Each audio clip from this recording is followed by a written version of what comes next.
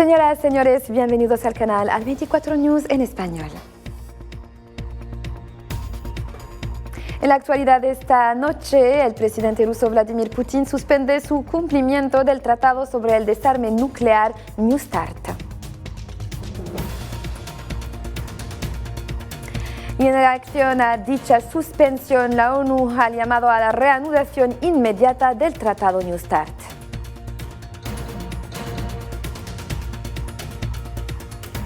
En Libia, el enviado onusiano para dicho país, Abdullah Batili, destaca una convergencia sobre la necesidad de organizar elecciones en 2023. Hola de nuevo. El presidente ruso Vladimir Putin ha anunciado hoy la suspensión del cumplimiento por parte de su país del START 3 o Nuevo START, último tratado de desarme nuclear aún vigente entre Rusia y Estados Unidos. El jefe del Kremlin ha indicado también que su país está preparado para probar armas nucleares si Estados Unidos lo hace primero.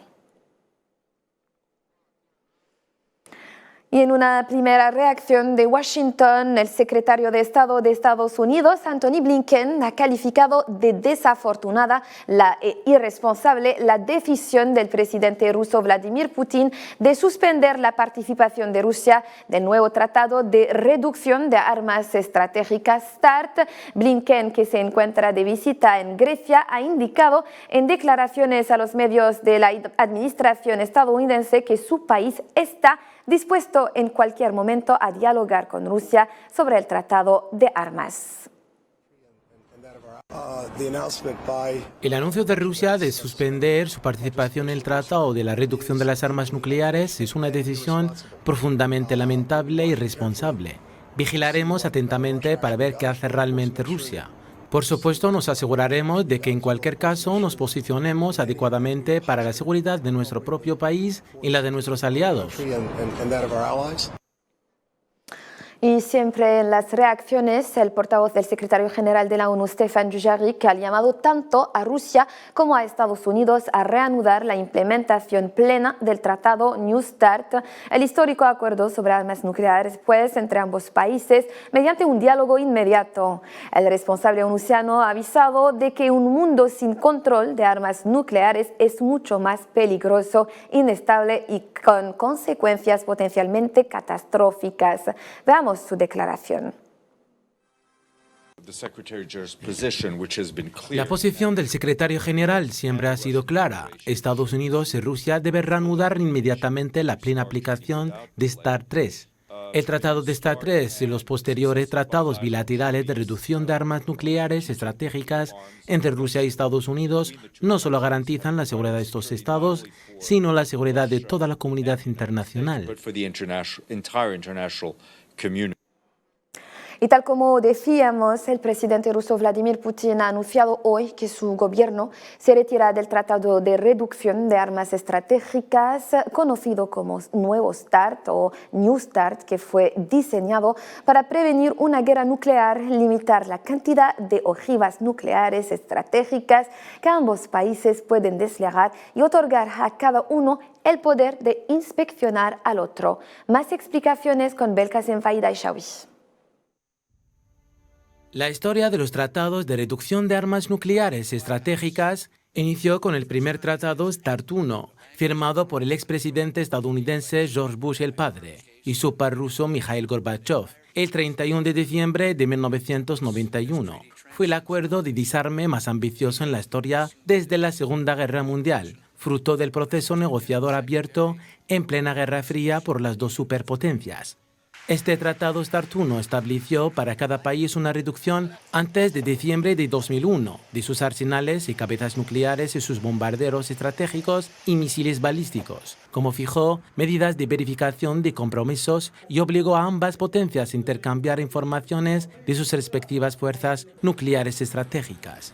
2 años después apareció otro tratado, el START II, entre el exmandatario estadounidense George Bush y su par ruso Boris Yeltsin. y que limitaba también las ojivas nucleares de cada país. Sin embargo, nunca fue ratificado por Estados Unidos y fue abandonado por Rusia en 2002, en respuesta a la decisión norteamericana de hacer lo propio con el Tratado ABM de misiles antibalísticos, lo cual permitía a Washington construir en Polonia y República Checa su estratégico escudo antimisiles, considerado por Moscú una amenaza directa a su seguridad.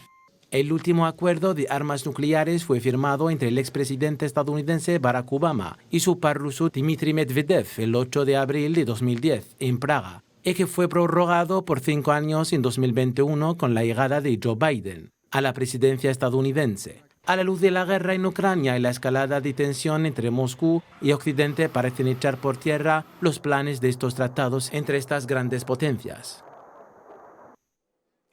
Mientras la guerra en Ucrania acaba de cumplir un año, en su discurso anual a la nación, el presidente ruso Vladimir Putin se ha felicitado por la resistencia de la economía rusa frente a las múltiples sanciones internacionales, destacando las oportunidades que las empresas de su país deberían aprovechar. El mandatario ruso ha indicado que la economía y el sistema de gestión rusos se mostraron más fuertes que lo que esperaba el Occidente. Veamos su declaración.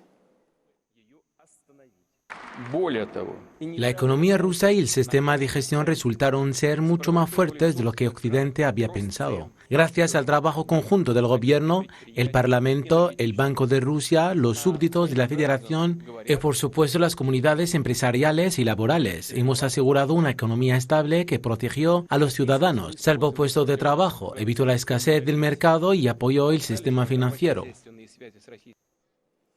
Y por su parte, el presidente de Estados Unidos, Joe Biden, considera que un año después del inicio de la invasión rusa de Ucrania, la OTAN es más fuerte que nunca. Así lo ha declarado este martes durante una reunión con el jefe de Estado polaco Andrzej Duda, con quien ha conversado antes del discurso que ha ofrecido en los jardines del antiguo Palacio Real en Varsovia. A continuación, su declaración.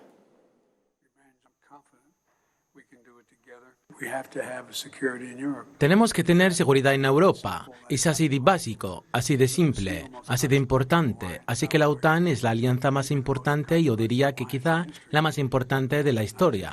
No solo de la historia moderna, sino de toda la historia. Un año después, yo diría que la OTAN es más fuerte que nunca. En el capítulo Cooperación en nuestro país, Argelia y Croacia han reafirmado hoy, en ocasión de la celebración de la tercera sesión de consultas políticas en Argel, su compromiso común a favor de la consolidación de su cooperación económica y comercial. Ambas partes han dado repaso al estado de las relaciones bilaterales, así como las perspectivas de promoverlas aún más a favor de las reformas políticas y económicas iniciadas por Argelia a la luz de las nuevas realidades impuestas por la geopolítica en los planos regional e internacional. Y siempre en cooperación, el ministro de Industria, Ahmed Zeghdar, y el ministro jordano de la Justicia, de la Industria, mejor dicho, del Comercio y del Abastecimiento, Youssef Al-Shamali, igualmente ministro del Trabajo, han presidido hoy una reunión ampliada a los ministros de ambos países que representan a numerosos sectores de cara a dar un nuevo impulso a la cooperación bilateral. Ambas partes acordaron dedicar el periodo 2023-2025 a los proyectos y actividades de cooperación entre ambos países, a su frente la activación de los mecanismos de cooperación bilateral y la intensificación de las actividades de cooperación sectorial, en particular en el ámbito de la energía y minas. Y Argelia ha condenado firmemente el ataque terrorista perpetrado en la provincia de Ouaddalan, norte de Burkina Faso, que ha ocasionado 51 víctimas entre las fuerzas burkinesas, expresando su solidaridad con Burkina Faso, así como con todas las partes y todos los países africanos que hacen frente a los desafíos de la lucha contra el terrorismo, ha indicado un comunicado del Ministerio de Asuntos Exteriores y de la Comunidad Nacional en el extranjero. En la base de las recomendaciones contenidas en el informe del presidente de la República Abdelmejid Tebboune en la 36ª Cumbre de la Unión Africana en calidad de coordinador de los esfuerzos continentales de lucha contra el terrorismo y el extremismo violento. Argelia reitera su llamamiento a coordinar los esfuerzos en el plano regional e internacional para erradicar esta plaga y hacer frente a sus repercusiones en el marco de un enfoque global y multidimensional.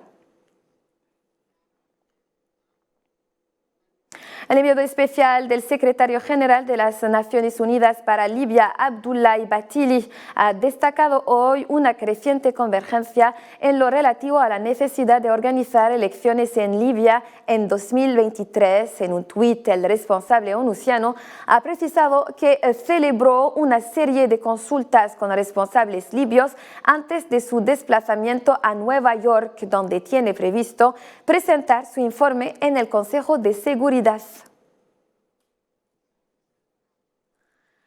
Al menos 27 palestinos han sido detenidos estas últimas 24 horas por las fuerzas sionistas en numerosas regiones de Cisjordania ocupada.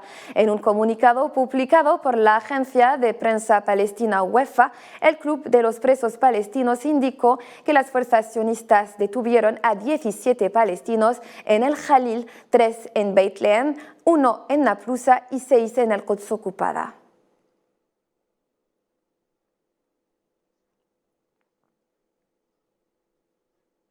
Un incendio de grandes proporciones afecta desde el pasado sábado la zona montañosa de Pinares de Mayori Holguín, causando considerables daños en plantaciones forestales. Las llamas ganan terreno a causa de los fuertes vientos y los bomberos y guardabosques están dando una fuerte batalla contra este siniestro, nos dice Kehina Mansri en el siguiente informe.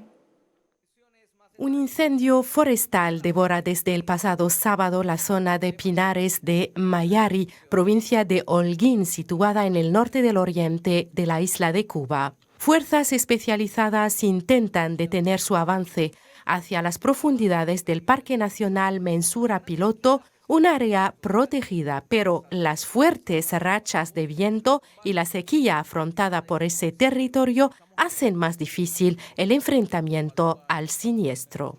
A través de su cuenta en Twitter, el presidente de la República de Cuba, Miguel Díaz-Canel Bermúdez, ha indicado que sigue constantemente la situación, precisando que los pobladores del lugar se han puesto a salvo del humo y de las llamas.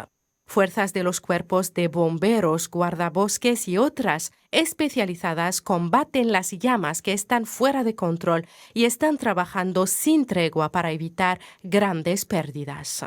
Ya se fue realmente de control, ya la defensa civil lo está viendo de esa magnitud y lo fundamental en lo que estamos trabajando es para evitar grandes pérdidas de lo que es la población y otras afectaciones económicas, porque ya los daños a lo que es la vegetación ya en la parte de Pueblo Nuevo de Pinares afectó pinos de 3 años. Ya en estos momentos donde está quemando son pinos de 25 o 30 años, la afectación va a ser mayor.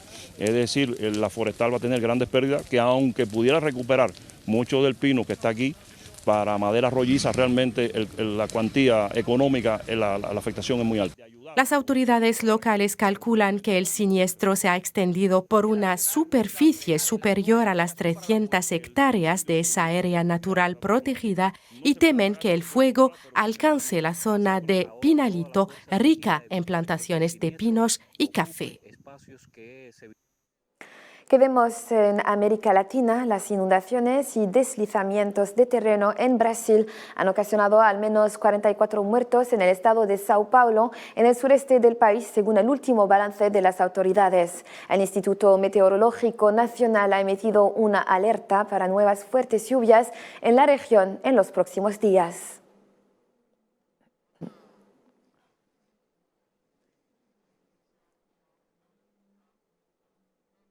Y con esta noticia concluimos nuestra cita informativa de esta noche. Gracias por su amable atención.